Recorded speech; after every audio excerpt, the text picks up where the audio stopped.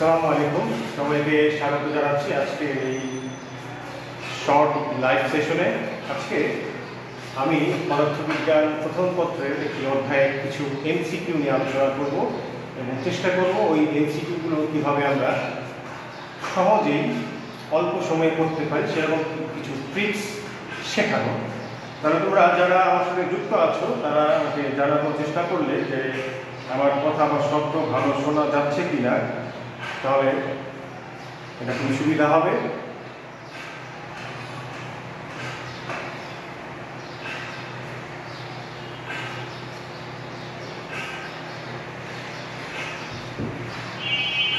শব্দটি মনে হয় স্পষ্ট দেখা যাচ্ছে না।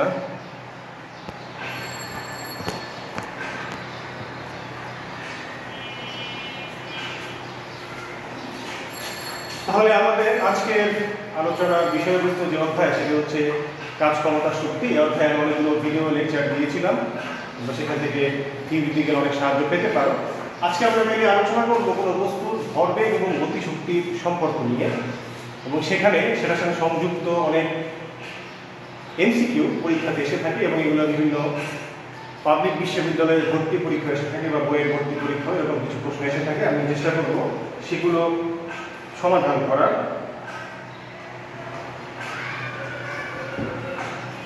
তাহলে এখন আমরা জানি যে কোনো বস্তুর গতিশক্তির সাথে তার ভরবেগের যে সম্পর্ক সেটি হচ্ছে ইকে বস্তু হচ্ছে পি স্কয়ার ডিভাইড 2m।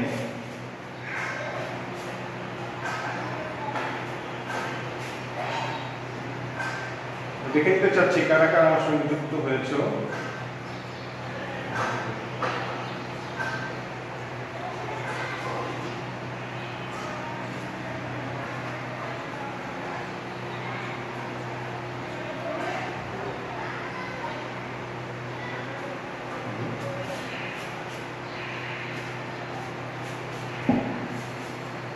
এখন আমরা এটা জানি যে এটি হচ্ছে গতিশক্তির সাথে ভরবেগের সম্পর্ক। তার মানে আমরা বলতে পারছি গতিশক্তি সমানুপাতিক হচ্ছে ভরবেগের বর্গের সমানুপাতিক। আর যদি আমরা বিপরীত চিন্তা করি তাহলে আমরা এরকম বলতে পারবো যে ভরবেগ হচ্ছে গতিশক্তির বর্গমূলের সমানুপাতিক। তার মানে গতিশক্তি বাড়লে ভরবেগও বাড়বে, ভরবেগ বাড়লে গতিশক্তিও বাড়বে, গতিশক্তি কমবে ভরবেগ কমবে। একইভাবে এগুলো আমরা বের করতে পারি। এখন বিভিন্ন প্রশ্ন পরীক্ষাতে এসে থাকে, যেমন ধরো আমরা যদি এরকম একটি প্রশ্ন চিন্তা করি যে কোনো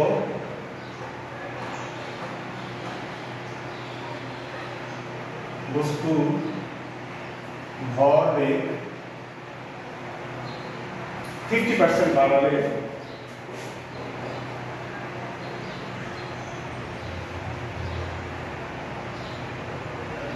এর গতি শক্তি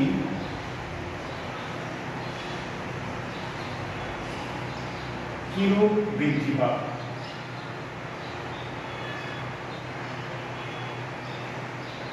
এই অঙ্কটি একই সঙ্গে সৃজনশীল আকারে আসতে পারে পরীক্ষাতে বা এমসিকিউ আকারে আসতে পারে। আমি তোমাদের দেখাবো যে কিভাবে এটা যদি পরীক্ষাতে একটি সৃজনশীল প্রশ্নের অংশ হিসেবে আসে বা বিভিন্ন ভর্তি পরীক্ষাতে বড় অঙ্ক হিসেবে আসে সেগুলো আমরা কিভাবে সমাধান করব। এবং একই সঙ্গে এটা এরপরে আমি দেখাবো কিভাবে এমসিকিউর জন্য আসলে আমরা অল্প সময়ে এটা উত্তর করতে পারি, সেটা আমি দেখানোর চেষ্টা করব। এখন একটা জিনিস মনে রাখতে হবে, এমসিকিউ যে সব ট্রিক্সগুলো আছে এগুলো কিন্তু পুরোপুরি মুখস্থ বিদ্যার উপর নির্ভরশীল। কোনো কারণে তুমি যদি মুখস্থ বিদ্যা করতে গিয়ে পরীক্ষা গিয়ে মুখস্থ যে তোমার ছিল সেটা যদি ভুলে যাও তখন দেখা যায় তুমি পুরো উত্তরটাই বা পুরো অঙ্কটা তুমি ভুল করছো। এই জন্য তোমাকে আসলে কিভাবে অঙ্কটা করতে হয় সেটাও জানতে হবে এবং একই সাথে এটার যে এমসিকিউ যে শর্ট ট্রিক্সগুলো আছে সেগুলো তোমাদের মনে রাখতে হবে, তাহলে তোমার দুটো কাজই একসাথে করতে পারবে।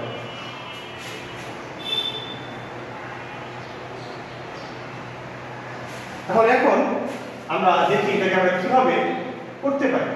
তো ধরে নিই এটা হচ্ছে আমি অঙ্ক করার জন্য আসে কিভাবে সমাধান করবো সেটা আমি দেখাচ্ছি, এরপরে আমি এটা শর্টকাট টেকনিকটা দেখাবো। তাহলে ধরো প্রাথমিক অবস্থায় আর পরিবর্তিত অবস্থায়, তাহলে এই ক্ষেত্রে আমরা ধরে নিচ্ছি প্রাথমিক অবস্থায় বস্তুর ভরবেগ হচ্ছে p1 আর পরিবর্তিত অবস্থায় ভরবেগ হবে p2 এবং এটি হবে q1 এর 50% বাড়বে। তার মানে আদি ভরবেগ যা ছিল তার সঙ্গে সেই ভরবেগের 50% বৃদ্ধি পাবে। তাহলে এটা যদি আমরা করি, এটা একবারে করলে আমাদের এটা p1 প্লাস এটা হবে তোমার p1/2, তার মানে এটি হবে 3p1/2। আমরা ধরে নিচ্ছি প্রাথমিক অবস্থায় বস্তুটির গতিশক্তি হচ্ছে ek1 এবং পরিবর্তিত অবস্থায় বস্তুটির গতিশক্তি হচ্ছে ek2। তাহলে এখন আমরা আগের সেই সম্পর্কের মধ্যে চলে যাচ্ছি যে প্রাথমিক অবস্থায় গতিশক্তির যে সম্পর্ক ছিল এটি ছিল p1/2 এবং পরিবর্তিত অবস্থায় এটি যা ছিল সেটি হবে p2/2। এখন যদি আমি একটি সমীকরণকে আরেকটি দিয়ে ভাগ করি তাহলে আমরা যা পাবো সেটি হচ্ছে এরকম দেখা যাবে ek2 ডিভাইড ek1 সমান হবে p2² ডিভাইড p1²। তাহলে p2² ছিল আমাদের 3p1/2, এটাকে যদি আমরা বর্গ করি, বর্গ করলে আমাদের আসবে 9p1²/4 এবং এটি হবে p1², তাহলে এটি দাঁড়াবে 9/4 বা এটিকে আমরা বলতে পারি হচ্ছে 2.25। তার মানে আমরা এই একটি কনক্লুশনে আসতে পারি, সেটি হচ্ছে ek2 হচ্ছে 2.25 ek1। আর এটি একটি অপশন আসতে পারে যে পরিবর্তিত গতিশক্তি আদি গতিশক্তির 2.25 গুণ হবে, কিন্তু কত বৃদ্ধি পেল সেটাকে আমরা যদি শতকরা হারে প্রকাশ করতে চাই তাহলে আমরা এভাবে দেখতে পাবো।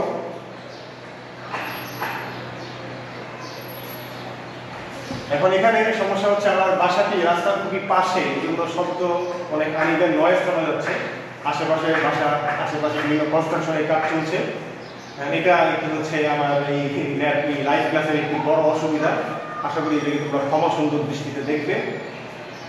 তাহলে এটি হচ্ছে আমাদের ek2 হচ্ছে 2.25 ek1। তাহলে এটি যদি আমরা করতে চাই গতিশক্তির বৃদ্ধি কত হচ্ছে, গতিশক্তির বৃদ্ধি এটি হচ্ছে আমাদের পরিবর্তিত গতিশক্তি মাইনাস আদি গতিশক্তি। যদি আমরা এটা থেকে ek1 বিয়োগ করি আমরা পাবো 1.25 ek1। তাহলে এরপরে যদি আমরা দেখাতে চাই গতিশক্তির শতকরা বৃদ্ধি,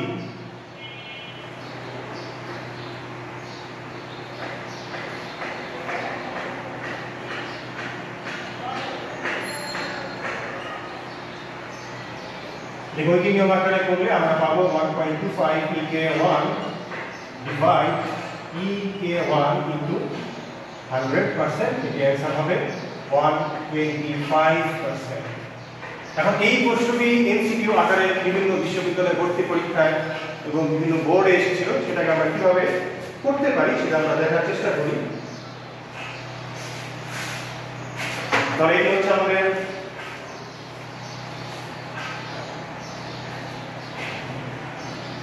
শতকরা বৃদ্ধি কি হলো। এখন আমরা যদি ধরে নেই কোনো বস্তুর ভরবেগ যদি x% বাড়াই তখন ওই ক্ষেত্রে আমাদের গতিশক্তি কিরকম বৃদ্ধি পাবে। এই সংক্ষিপ্ত সূত্রটি হচ্ছে গতিশক্তি বৃদ্ধি পাবে, সেটি হচ্ছে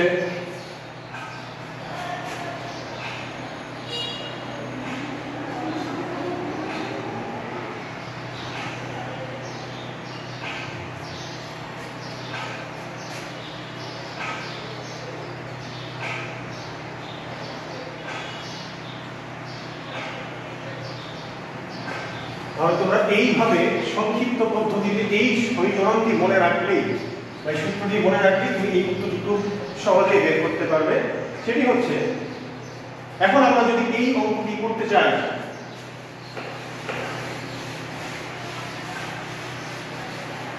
এটা যদি আমরা এখানে দেখাতে চাই যে কোনো বস্তুর ভরবেগ যদি আমরা x% বাড়াই তাহলে গতিশক্তি বৃদ্ধি পাবে 100 plus x divide 100 whole square minus 1 into 100%।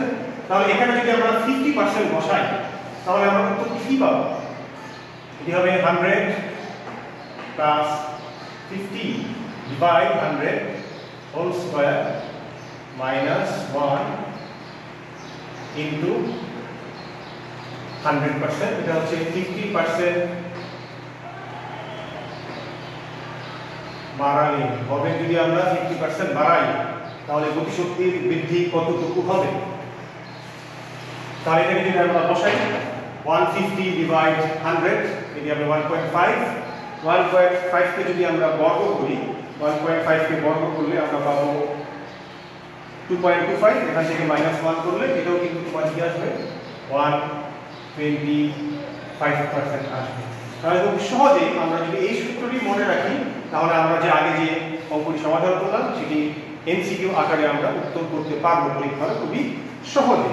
এখন আমরা যদি চিন্তা করি আমরা যদি ভরবেগ x% বৃদ্ধি না করে ভরবেগ x% কমাই ওই ক্ষেত্রে আমাদের সূত্রটি কি হবে? এরকম যে ভরবেগ x% কমালে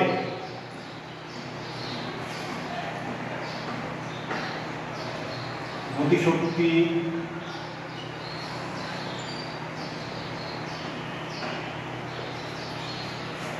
হ্রাস পায়। সেটা কত গতিশক্তি হ্রাস পাবে? তাহলে আমরা গতিশক্তি হ্রাস পাবে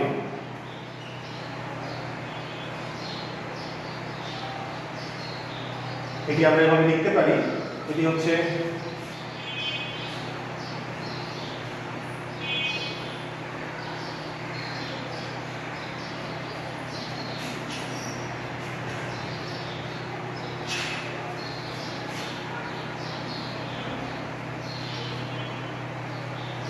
কিভাবে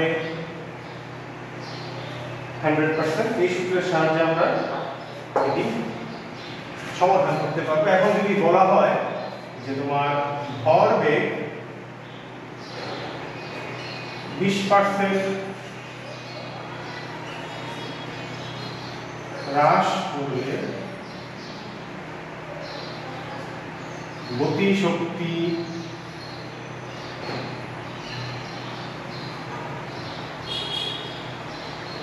হ্রাস পাবে। এখন আমাদের কাজ হবে আমরা এই মানগুলো বসিয়ে দেব এখানে 1 মাইনাস। এখন আরেকটা কথা, এখানে যদি এমন হয় 20-এর বেশি হতে পারে 100% বেশি আমরা কমাচ্ছি, তখন আমরা এখান থেকে মডুলাস চিহ্ন ব্যবহার করব। দেখা গেল x এর মান তোমার 100-এর বেশি হতে পারে, তখন আমরা ঋণাত্মক মানটাকে বড় মান ধরে নেব, তাহলে আর কোনো সমস্যা আমাদের হবে না। তাহলে এটি হবে 100 minus 20 divide 100 whole square into 100%। তাহলে এটি আমরা কিভাবে করতে পারবো? আমরা যদি এখানে বসাই 80 ডিভাইড 100 এটি হচ্ছে 0.8, এটিকে বর্গ করলে আমরা পাবো 0.64। 1 মাইনাস 0.64 হচ্ছে 0.36। এটি হবে আমাদের সরাসরি 36%। তার মানে এটি হচ্ছে কোন বস্তুর ভরবেগ যদি আমরা 20% হ্রাস করি তাহলে তার গতিশক্তি 36% হ্রাস পাবে। আমরা এই সহজ সূত্রের সাহায্যে এটাকে এমসিকিউ আকারে আসলে আমরা সমাধান করতে পারবো। ঠিক আছে, এগুলো মনে রাখতে হবে, কারণ এখানে কেন এটা আসলে এটা কিন্তু ভরবেগ, আমাদের সম্পর্ক ছিল E কে সমানুপাতিক P স্কয়ার, এজন্য এখানে স্কয়ার এসেছে, সেটা মনে রাখতে হবে। এখন যদি পূর্ণ প্রশ্ন করা হয় যে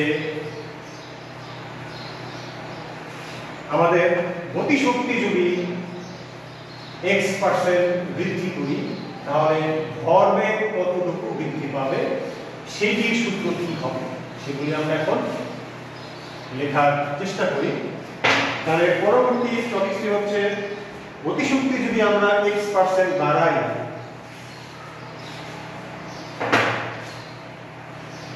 কি হচ্ছে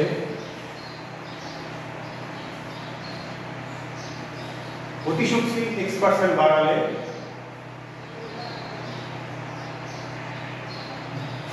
ভরবেগ কত বৃদ্ধি পায়, সেটি হচ্ছে তাহলে ওই ক্ষেত্রে সূত্রটি আমাদের হবে ভরবেগ বৃদ্ধি পাবে, সেটি হচ্ছে আমাদের 100 প্লাস x বাই 100। এখানে আমরা এই স্কয়ার রুট চিহ্ন দিব। খেয়াল করে দেখো, square root of 100 plus x divide 100 minus 1 into 100%। এটা মনে রাখার উপায় কি হচ্ছে, আমরা জানি ভরবেগ সমানুপাতিক হচ্ছে গতিশক্তির বর্গমূলের সমানুপাতিক, এই জন্য এখানে একটি বর্গমূল চিহ্ন এসেছে। তাহলে এখন যদি আমাদের বোর্ডে একটি প্রশ্ন এসেছিল যে গতিশক্তি 300% বৃদ্ধি করলে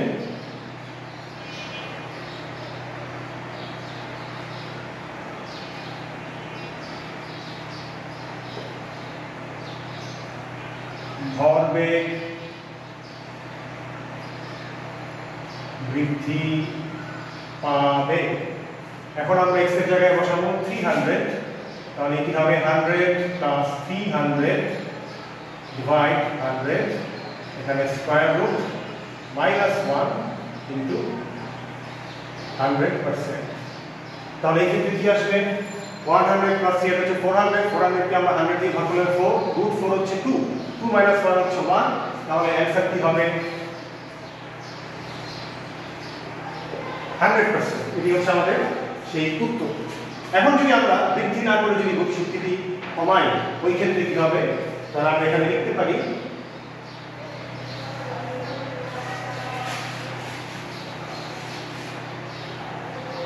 যদি এমন হয় যে গতিশক্তি x% কমালে ভরবেগ হ্রাস পাবে কতটুকু, তাহলে আমরা সূত্রটি কিভাবে লিখতে পারি যে ভরবেগ হ্রাস পাবে, এটিকে আমরা এভাবে লিখব, সেটি হচ্ছে 1 minus square root of 100 minus x by 100 into 100%।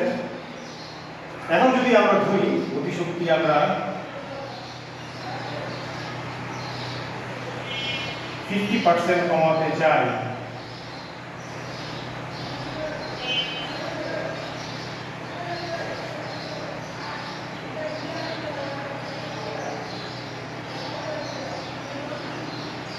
আমরা যদি এটা বসাই তাহলে আমরা পাবো 1, আমরা x এর জায়গায় বসাবো এখন 50%, তাহলে আমাদের আসবে square root of 100 minus 50 divide 100 into 100%। তাহলে আমাদের এই 100 মাইনাস 50 এটি দাঁড়াচ্ছে 50 ডিভাইড 100, 50 ডিভাইড 100 এটা হচ্ছে 0.5 কে যদি আমরা বর্গমূল করি এটি আসবে 0.707, 1 মাইনাস 0.707 হচ্ছে 0.292, এবং এটিকে শতাংশে করলে এটি আমাদের 29.2%,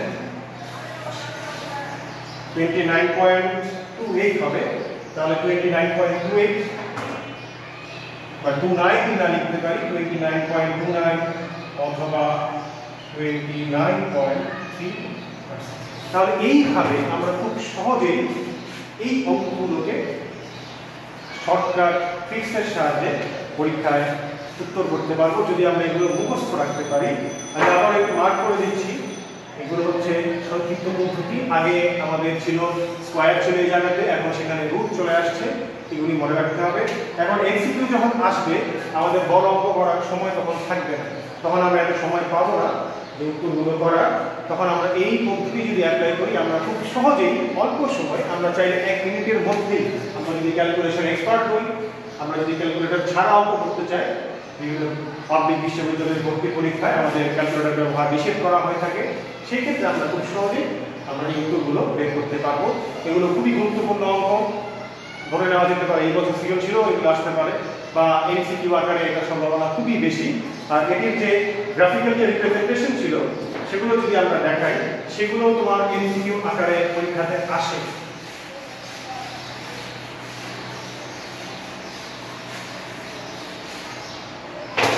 এক্ষেত্রে আমরা যদি একটি গ্রাফ দেখাই যে আমাদের এই অক্ষ বরাবর হচ্ছে গতিশক্তি, এই অক্ষ বরাবর হচ্ছে ভরবেগ, এগুলিও তোমার এমসিকিউ আকারে গ্রাফগুলো আসতে পারে। আমাদের সূত্রটি হচ্ছে ইকে সমান হচ্ছে p²/2m, বস্তুর ভর হচ্ছে ধ্রুবক। তাহলে আমরা সূত্রটি লিখতে পারবো ইকে সমানুপাতিক হচ্ছে p²। তাহলে এটা কিন্তু আমাদের সেই y সমানুপাতিক x² বা x² সমান 4ay এই ফরম্যাটের মধ্যে আসে পরাবৃত্তে, তখন সেটি হবে এই ফরম্যাট। এখন আমরা যদি উল্টো করে দিই, এখানে আমরা p দিই আর এখানে যদি আমরা গতিশক্তি দিই, ওই ক্ষেত্রে আমাদের গ্রাফটি কি হবে? তাহলে আমরা লিখতে পারি, আমরা জানি যে ভরবেগ সমানুপাতিক হচ্ছে গতিশক্তির বর্গমূলের সমানুপাতিক। তাহলে এটা যদি বর্গ করা হয় তাহলে আমাদের p² সমানুপাতিক হবে কে, এটাকে আমরা y² সমানুপাতিক 4ax এই গ্রাফের মধ্যে দেখাতে পারি। সেটিও পরাবৃত্তের সমীকরণ, সেই গ্রাফটি আমরা দেখতে এরকম। তাহলে এগুলি মনে রাখতে হবে। অথবা আমাদের যদি এরকম বলে দেওয়া হয় যে আমাদের সবগুলো হচ্ছে পরাবৃত্ত মূলবিন্দুগামী পরাবৃত্তের সমীকরণ। আবার যদি আমাদের এরকম দেওয়া হয় গতিশক্তি হচ্ছে y অক্ষ বরাবর আর ভরবেগ স্কয়ার হচ্ছে এই বরাবর, তখন কিন্তু গ্রাফটি দেখতে হবে একটি মূলবিন্দুগামী সরলরেখা। এই মূলবিন্দুগামী সরলরেখা থেকে আমরা ঢাল বের করতে পারি। আমাদের যদি বলা হয় এই সরলরেখার ঢাল কি হবে, তাহলে এই সরলরেখা থেকে আমরা ঢাল সমান পাবো 1/2m। তাহলে ভরকে এরকম বিভিন্ন প্রশ্ন পরীক্ষায় এসে থাকে। তাহলে আশা করি তোমরা এগুলো মনোযোগ দিয়ে দেখছো। এখন তোমাদের কাজ হবে এই আমার যে লেকচারগুলো এগুলোকে শেয়ারের মাধ্যমে অন্যদেরকে দেখার সুযোগ করে দেয়া। কারণ এখন লকডাউনের কারণে পড়াশোনা যে স্থগিত নেমে এসেছে, তোমরা যদি এভাবে শেয়ার করতে পারো, আমরা জানি যে জ্ঞান আমরা যত শেয়ার করবো আমাদের জ্ঞান ততই বৃদ্ধি পাবে। তাহলে এই কথাগুলো আমাদের মাথায় রাখতে হবে। আমি পরবর্তীতে আরেকটি ক্লাসে আসবো এমসিকিউ ট্রিক্স নিয়ে, সেটি হচ্ছে প্রথম অধ্যায় পরিমাপ যে অধ্যায়, সেখানে ত্রুটি বিষয়ক অনেকগুলো প্রশ্ন এমসিকিউ আকারে পরীক্ষাতে এসে থাকে। সেগুলোকে আমরা কিভাবে অল্প সময় অ্যান্সার করতে পারবো, সেগুলো এমসিকিউ শর্ট ট্রিক্স যেটাকে আমরা বলে থাকি, যে শর্টকাট পদ্ধতিতে আমরা কিভাবে করলে অল্প সময় এগুলো করতে পারবো, সেগুলো আমি দেখানোর চেষ্টা করব। আশা করি খুব শীঘ্রই তোমাদের সঙ্গে দেখা হবে। সবাইকে ধন্যবাদ। আল্লাহ হাফেজ।